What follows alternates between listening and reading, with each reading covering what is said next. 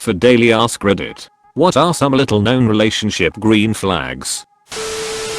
You don't feel like you're competing for their time. You're just loved. Even when they are busy, you don't have to worry. People think you need to spend all your time with someone. You don't. But the feeling of being loved removes any jealousy or insecurities. You just know it's good. If it's a chore you both hate, you do it together. My late husband and I both hated folding laundry, but it had to be done. So we always did it together. Made the chore less of a pain. My dad did that with us growing up. Anytime he needed to run errands or do housework he would ask me or my brother to keep him company and talk to him. He said that made it was less about being bored and annoyed by doing chores and more happy hanging out and bonding time with his kids. It was always fun too. He genuinely did like spending time with us and joking around. We were never super close because he was pretty strict, but I always liked that quality time with him.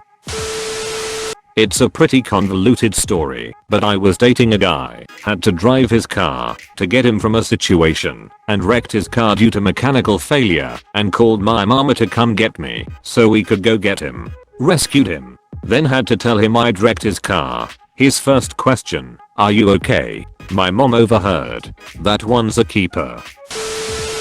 No matter how angry you are at one another, you will still go out of your way or they go out of their way to help.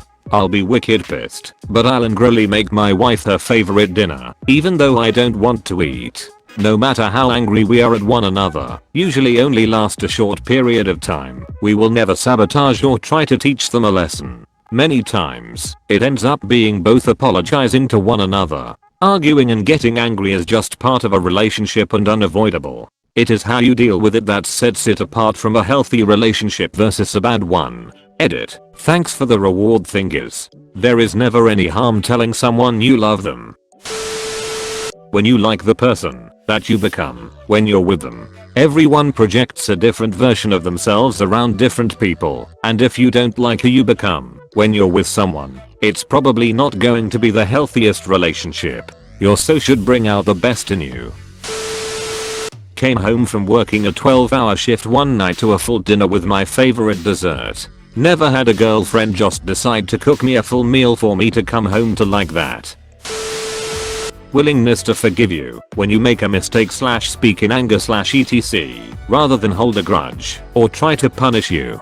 Doesn't mean they won't still be upset, of course. Willingness to admit fault and take responsibility when they make a mistake / speak in anger / etc. and work on their own negative behaviors. Related. Taking you seriously when something upsets you, even if it doesn't seem like a big deal from their perspective. Not losing their temper when things don't go their way. Example, do you want to be with someone who blows up when the car breaks down on a road trip and makes everyone else miserable, or the person who calmly calls a repair service and tries to make the best of it? Not making personal attacks during arguments. Focusing more on how they are feeling and fixing the problem at hand, and then reconciling afterward, rather than lashing out with a list of perceived character flaws. Example, I feel disrespected when, rather than you're such a disrespectful, expletive of choice. Genuine care for you and others, a lack of self-centeredness.